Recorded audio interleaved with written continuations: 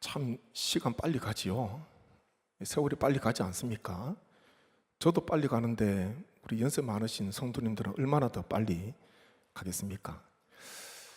벌써 7월 첫날입니다. 오늘 초하루 7월 첫날이 되었는데 보니까 이번에는 이 장마가 예년 같으면 벌써 와야 되는데 장마가 좀 지각했다 뭐 그렇게 그래서 금스 이야기하더라고요.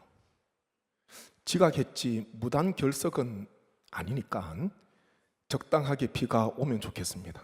너무 많이 와도 어렵지만은 아무튼 허락도 받지 않고 자기 마음대로 지각도 하고 그래도 무단 결석은 아니니까 7월에 또 적당한 비를 하나님께서 주셔서 또 비가 있어야지 또 만물이 살아납니다. 열매도 익어가고 자라나게 되는데 7월 또 하반기도 오직 말씀과 기도 안에서 승리하시는 우리 모든 성례교회 가족 되시길 주님의 이름으로 축복합니다. 신앙의 여정을 흔히 출애굽하여서 홍해를 건너 광야를 지나 가나안 땅으로 들어가는 과정으로 이따금씩 설명을 하기도 합니다. 우리의 신앙의 여정, 홍해를 지나서 출애굽 후에 홍해를 지나 곧장 가나안 땅에 들어가지 않고 어디를 통과합니까? 광야를 지나가게 됩니다. 그래서 이 애굽이라는 이 죄의 속박에서 풀려나고 난 뒤에 바울은 이 홍해 건넌 사건을 세례로 비유하면서 그 이후에 광야 생활을 하게 되는데 구원받은 우리, 세례받은 우리도 하나님 나라에 들어가기 전에 이 땅에서 구원받은 자로서의 여정을 보내게 됩니다. 그래서 구원은 새로운 삶의 시작이지 않습니까? 그래서 우리 모두는 지금 구원 얻은 백성으로서 광야와 같은 이 세상을 지금 살아가고 있습니다. 오늘 하루도 지금 살아오셨습니다. 이 로마서 12장 말씀은 아주 중요합니다. 왜냐하면 그 앞에 부분 넓게 본다면 1장부터 11장까지는 어떻게 구원이 임하게 되었나, 짧게 간단하게 말하면 어떻게 구원이 임하게 되었나, 하나님께서 베풀어 주시는 구원이 어떻게 해서 우리에게 임하게 되었나, 거기에 대한 교리적인 부분이라면 이제 12장부터 이어지는 거의 끝부분까지는 그렇다면 구원받은 성도가 어떤 삶을 살아가야 하나, 윤리적인 그리고 실천적인 면을 강조하고 있습니다. 로마서뿐만 아니라 바울의 서신서를 보게 되면 언제나 교리 부분이 언급하고 난 뒤에 그 다음에는 실천, 윤리적인 부분을 언급을 합니다. 두 개가 짝이에요. 우리가 구원받은 것은 행위로 아닙니다. 노력으로 받은 것이 아닙니다. 구원은 하나님의 은혜에 의하여 믿음으로 말미암아 얻게 되었습니다. 그런데 하나님께서 믿음으로 구원 얻은 하나님의 은혜 가운데 구원받은 성도에게 그 이후에 요구하시는 것이 있는데 그것이 바로 구원받은 백성으로서 어떤 삶을 살아가야 하나, 우리 하나님께서 거기에 대한 삶을 요구하십니다. 그래서 앞부분 교리도 중요하지만은 그에 못지않게 중요한 것은 그렇다면 12장부터 시작되는 구원받은 자로서 성도로서 우리가 어떤 삶을 살아가야 하나, 거기에도 관심을 가져야 됩니다. 아무리 나에게 운전면허증이 있더라도 장문 면허가 되면 안 되잖아요. 그것을 가지고 운전을 해야 되는 거예요. 이론과 실제가 항상 같이 가야 됩니다. 믿음과 행함이 동전의 양면처럼 항상 한 짝이라는 거예요. 그래서 로마서는 11장까지 중요한 교리, 어떻게 구원을 받게 되었나, 거기에 대해서 바울이 다루고 난 뒤에 12장부터는 그렇다면 구원받은 우리가 어떻게 살아가야 되나, 거기에 대한 질문 그리고 거기에 대한 중요성을 우리에게 강조하고 있습니다. 오늘 이 12장 말씀에 다 읽지는 않았지만은 12장에는 특별히 구원받은 성도로서의 삶 세 가지 영역을 언급하고 있는데 그 세 가지는요, 하나님, 교회, 사회입니다. 첫 번째 부분, 오늘 읽은 로마서 12장 1절 2절 말씀은 하나님께 대한 성도의 자세예요.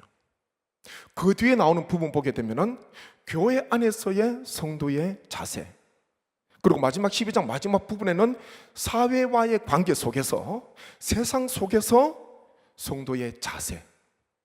12장에는 모두 세 영역에 있어서 성도가 어떤 자세를 가지고 살아가야 되나, 거기에 대한 실천적인 신앙을 바울이 강조를 합니다. 12장 처음 시작하는 뭐든지요, 처음이 얼마나 중요한지 모릅니다. 윤리적인 면, 교리적인 말씀을 다 듣고 난 뒤에 실천적인 면을 이제 읽기 시작하는데, 가장 먼저 접하게 되는 것, 그것이 12장 1절이거든요. 그것은 예배를 말씀합니다. 구체적으로 말하면 영적 예배를 드리라. 구원받은 성도에게 있어서 첫 번째 어떠면요, 예배라는 거예요. 예배. 오른쪽에 우리 교회가 실천해야 되는 세부 사항이 있지 않습니까? 예배, 선교, 교육, 청교, 봉사. 이 5가지. 멋으로 그러는 게 아닙니다. 이 5가지가 제대로 자리를 잡고 이 5가지가 건강하게 잘 세워져야지 교회가 건강한 겁니다. 첫 번째는 뭐라고요? 예배지요. 예배가 구원받은 성도로서 첫 시작입니다. 첫 시작. 자녀가 태어났습니다. 오늘 중청에 보니까 아주 어린 아기를 엄마 아빠가 안고 있는데, 보니까 아직 몇 개월 안 됐는 것 같아요. 아직 돌이 안 됐죠? 훨씬 안 됐죠? 지금 뒤에서 위에서 지금 아기를 보고 있습니다. 자녀가 태어나서 자라나면서 제일 먼저 알게 되는 것은 누구겠습니까? 부모입니다. 나를 낳아주신 부모. 엄마 아빠 부를 날이 곧 있을 거예요. 지금은 안고 있지만 곧 뛰어다닐 거예요. 걸어 다닐 거예요. 엄마 아빠를 알아봐야 돼요. 나를 낳아주신 엄마 아빠를 알아보고 엄마 아빠 이름을 부르지 않습니까? 이것을 우리의 신앙으로 빗대어 본다면 우리가 구원받은 것, 거듭남이지 않습니까? Born again, 다시 태어났다. 새롭게 태어났다, 거듭났다 말씀하는데, 거듭나고 난 뒤에 가장 중요한 것은 나를 지으시고 나를 구원하신 성삼일체 하나님을 내가 알아보고 하나님께 예배 드리는 것, 그것이 신앙생활 가운데 첫 번째입니다. 그래서 신앙의 하나님께 대한 성도의 자세 가운데 첫 번째가 예배라는 것. 그래서 교회는요, 예배는 아무리 강조해도 지나침이 없습니다. 언젠가 말씀을 드렸지요. 가장 불쌍한 교회는 작은 교회가 아닙니다. 가장 불쌍한 교회는요, 은혜 못 받는 교회예요. 예배 가운데 말씀을 들어도 무슨 말씀인지 도무지 모르겠고, 예배 들어도 아무런 감동도 없고, 아무런 변화도 없고, 아무런 찔림도 없고, 아무런 책망도 없고, 아무런 결단도 없고, 아무런 은혜도 없는 것, 그 교회 성도들이요 가장 불쌍한 거예요. 어느 목회자가 가장 불쌍한 목회자겠습니까? 은혜 받지 못하는 목회자, 가장 불쌍합니다. 예배 가운데 우리가 은혜 받아야 돼요. 그러기 위해서는 목회자들을 위해서 기도하셔야 됩니다. 목회자를 위한 기도가요, 저를 위한 기도가 성도를 위한 기도예요. 요리사가 요리를 맛있게 해서 줘야지요. 식은 밥 내놓고 상한 것 내놓고 그러면 안 되잖아요. 반찬소가 많이 없어도, 저는 이것을 많이 생각합니다.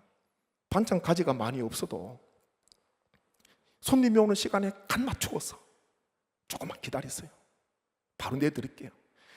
된장찌개 하나 끓여가지고요, 방금 무친 겉절이 해서 내놓으면요, 쌀밥, 전에 했던 묵은 밥이 아니고 쌀밥을요, 이게 안정쌀이 있지 않습니까?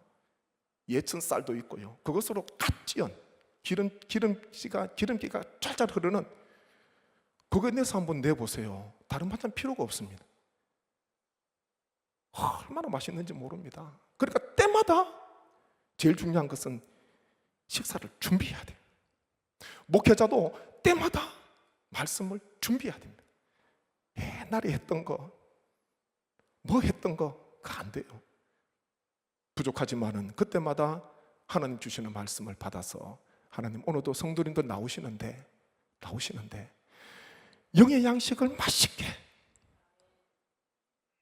하나님 앞에 나올 때는 때로는 마음이 얼마나 답답하고 말할 수 없는 눈물이 있고 아픔이 있어도 와서 예배 드리는 중에 영의 양식인 말씀을 맛있게 드시고 찬양 가운데, 기도 가운데 하나님의 은혜를 흠뻑 부어주셔서 예배 가운데 은혜 받으면요, 마음이 살아나지 않습니까? 그 삶이 살아나요. 다 죽어가는 사람도요, 다시 하나님께서 용기를 주시고 하나님께서 은혜를 베풀어 주실 줄 믿습니다.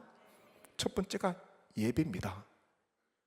예배에 병들면은, 예배 은혜 못 받으면요, 그때부터 신앙에 병이 들기 시작합니다. 1절 말씀 같이 보시죠. 1절 같이 힘차게 읽습니다. 그러므로 형제들아, 내가 하나님의 모든 자비하심으로 너희를 권하노니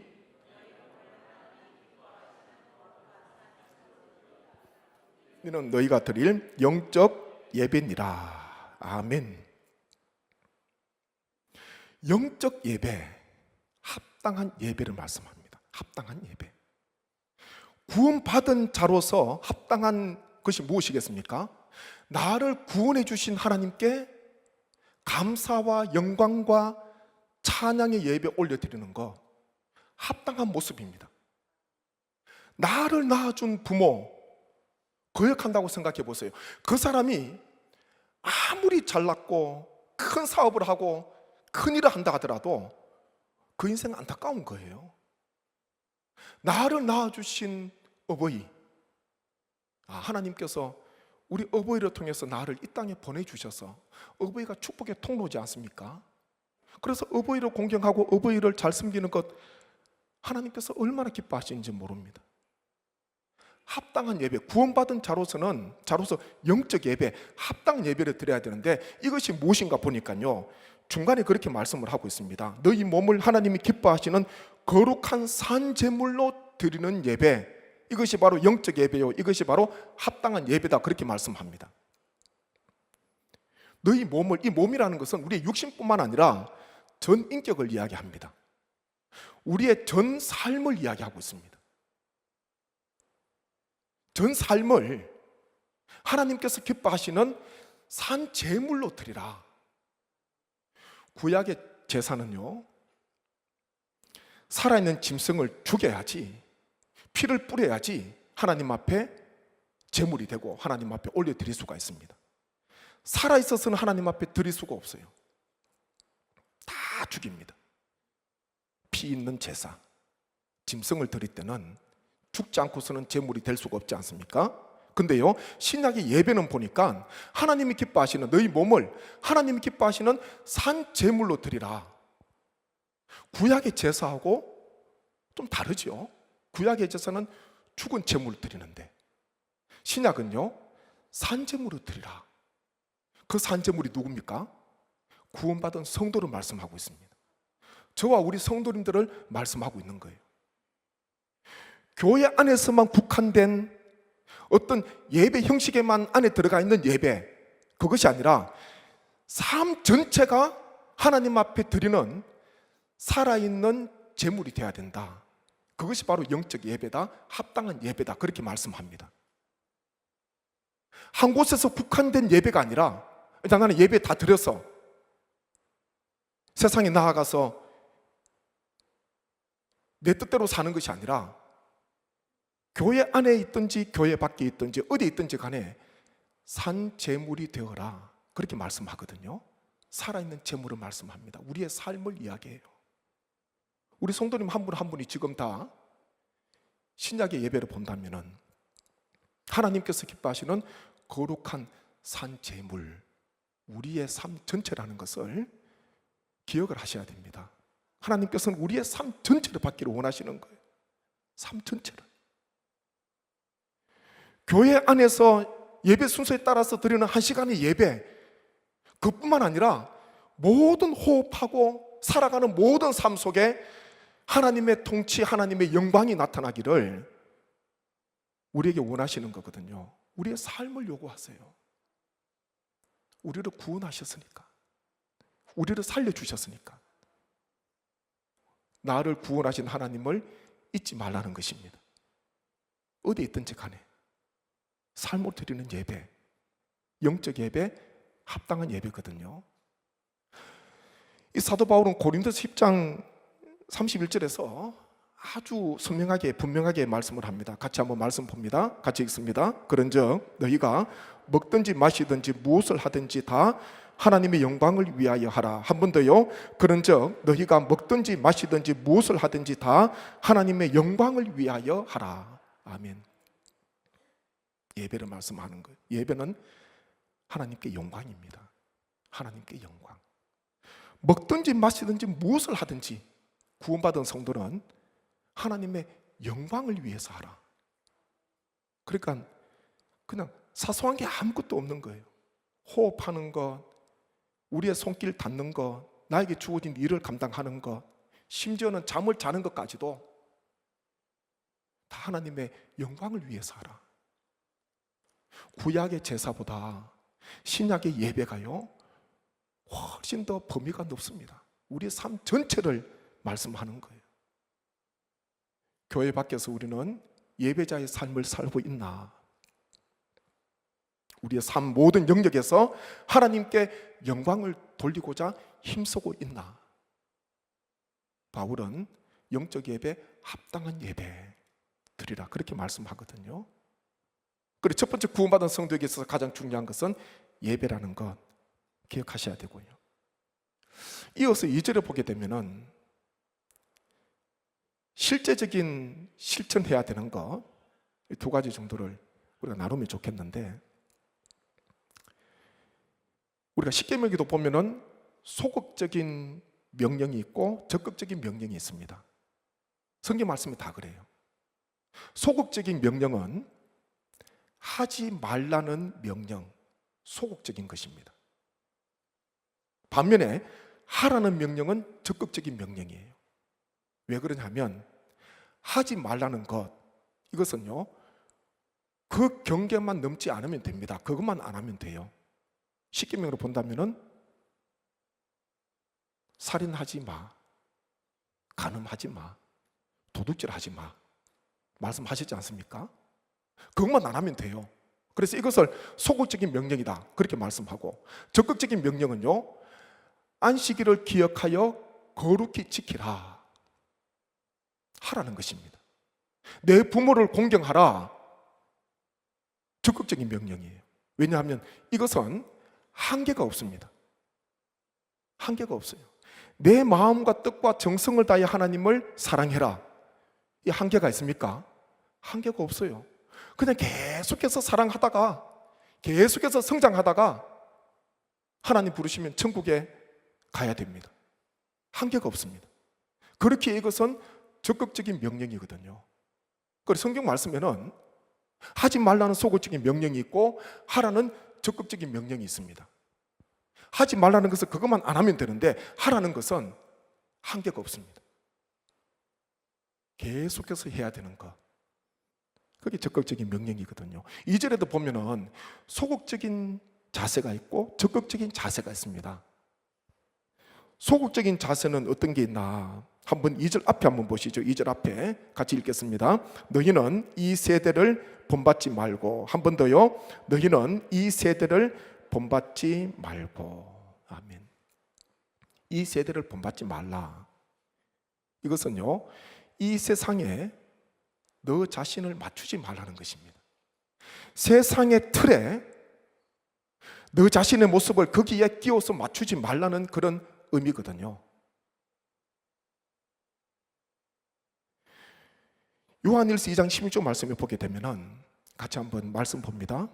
같이 봅니다. 이는 세상에 있는 모든 것이 육신의 정욕과 안목의 정욕과 이생의 자랑이니 다 아버지께로부터 온 것이 아니요 세상으로부터 온 것이라. 아멘. 새벽마다 우리가 9.12 기도를 합니다. 6번째, 육신의 정욕과 안목의 정욕과 이생의 자랑을 멀리하게 하소서. 새벽기도 나오시는 분들은 이거 기도하면서 그렇게 하루의 삶을 시작하는 거예요. 그러면서 오늘 하루도 육신의 정욕, 안목의 정욕, 이생의 자랑 멀리하는 삶을 살게 해주세요. 이 카멜레온, 긍정적인 의미로도 쓰여지지만은 부정적인 의미로도 비유되곤 합니다. 카멜레온.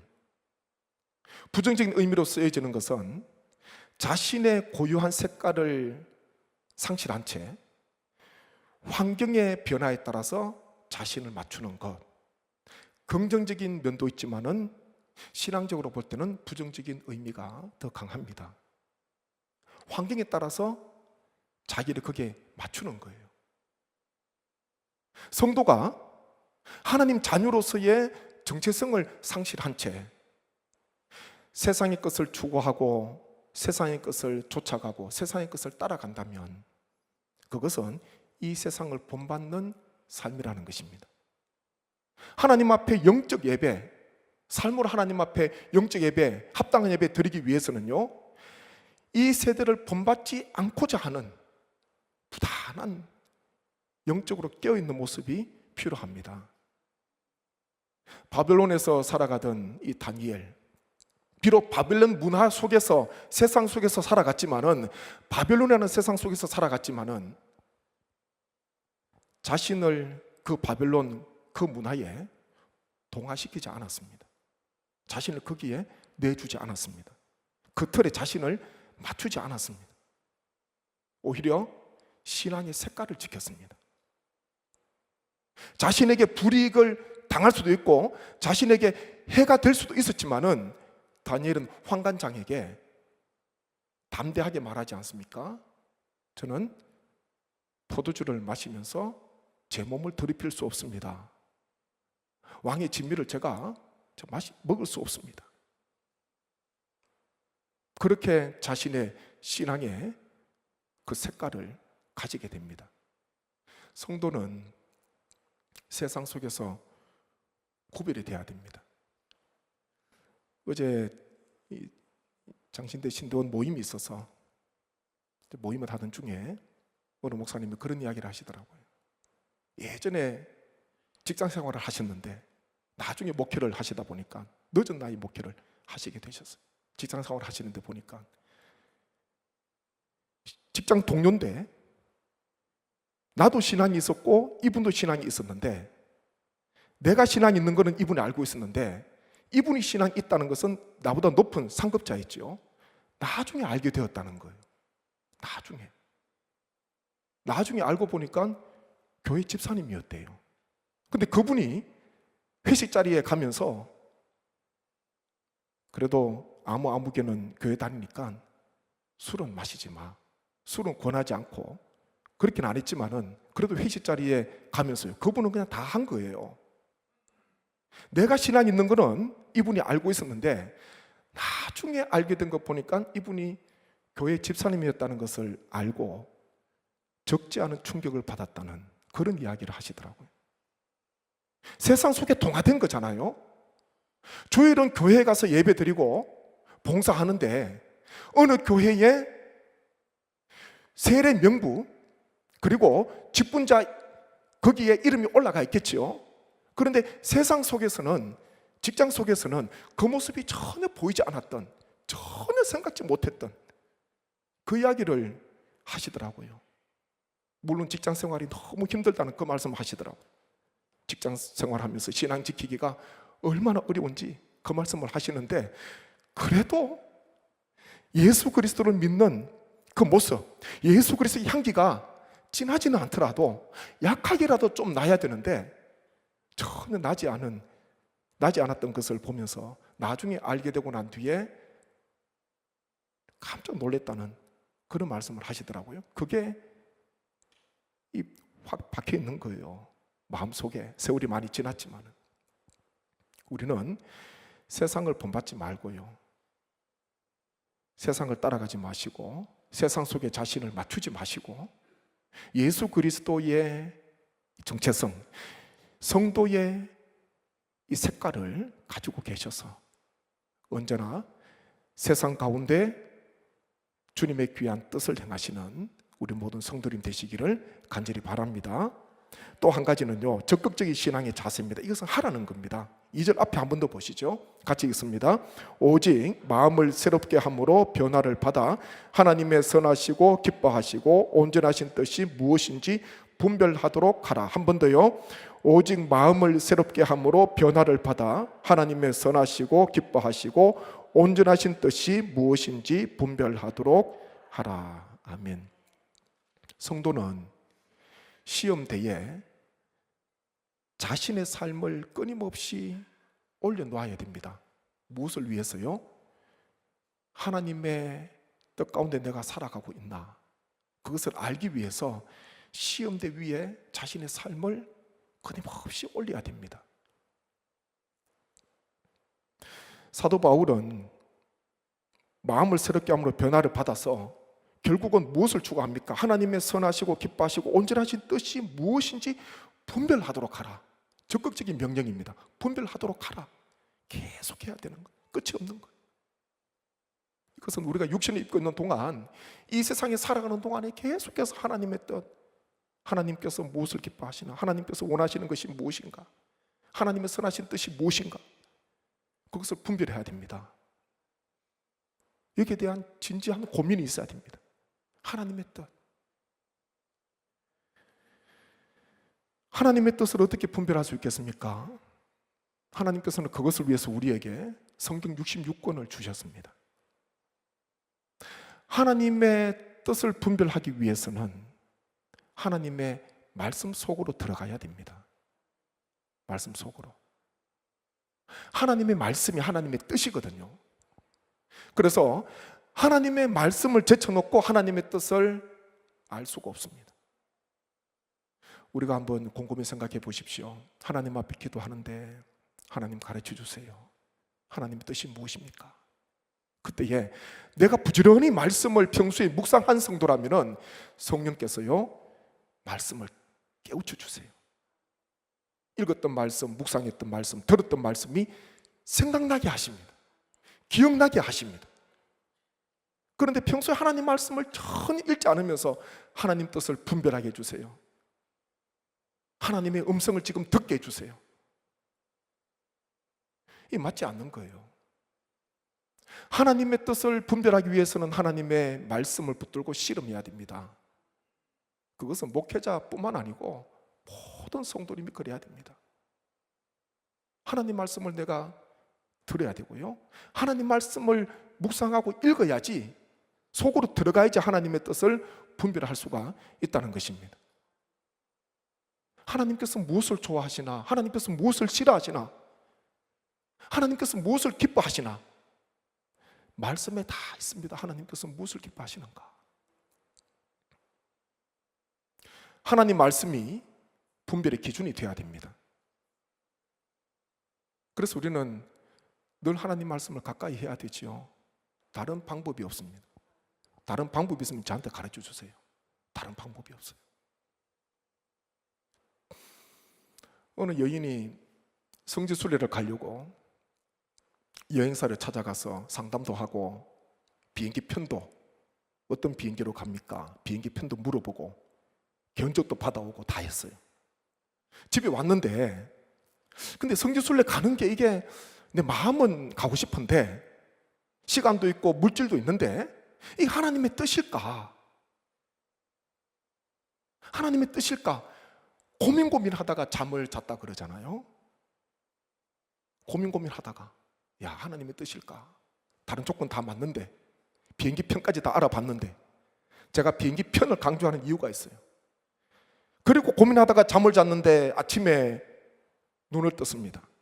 눈을 뜨자마자 디지털 시계를 보는데 그 시계가 그때 시간이 무엇을 가리키고 있었냐면은 그때 시간이 오전 7시 47분이었습니다. 디지털 시계. 빨간색으로 된 이 숫자가 뭐라고요? 7시 47분. 747이 깜빡깜빡 그린 거예요. 747. 어떤 건지 알겠죠? 보잉 747 편이었어요. 미국 보잉사에서 만든 대표적인 기종 아닙니까? 747. 잠에서 깼는데 보니까 747이 빨간 글씨로 깜빡깜빡거리는 거 보면서 어제 내가 보잉 747 편 알아봤는데 이것은 하나님의 뜻인가 보다. 성지순례를 가라는. 그렇게 해서 결정하고 갔다는 분이 있지 않습니까? 이거 하나님의 뜻을 그렇게 판단하는 거 아니죠. 예, 그것은 우연히 일치고 내가 가고 싶으니까 그렇게 보이는 거예요. 예? 내가 가고 싶으니까. 우리는 하나님의 뜻을 주술적으로, 마술적으로, 미신적으로 알려고 해서는 안 됩니다. 말씀 안에서, 그리고 기도 안에서 검증하고 살펴보고 거기에서 확신을 가져야 됩니다. 말씀과 기도 안에서 선택할 때마다, 분별할 때마다 하나님 말씀이 하나님의 뜻이라는 것을 꼭 기억하셔야 됩니다. 오늘 사도 바울은 구원받은 성도, 특별히 하나님께 대한 성도의 자세로서 첫 번째 가장 중요한 것 무엇이라 그랬습니까? 영적 예배라 그랬습니다. 합당한 예배. 모든 삶 영역, 삶 전체를 가지고 하나님께서 기뻐하시는 산재물이 되어야 된다. 살아있는 재물. 우리 모든 성도님을 말씀하고 있습니다. 그리고요, 소극적인 명령이었죠. 이 세대를 본받지 말아라. 따라가지 말고 추구하지 말고 이 세상의 틀에 모양에 자신을 맞추지 말라, 그렇게 말씀하고요. 하나님께서 무엇을 기뻐하시는가, 하나님께서 원하시는 뜻이 무엇인가 분별하라, 그렇게 말씀합니다. 오늘 이 말씀을 기억하시고 구원받은 성도로서 하나님께 대한 신앙의 귀한 삶을 사시는 우리 모든 권속 되시기를 주님 안에서 축복합니다.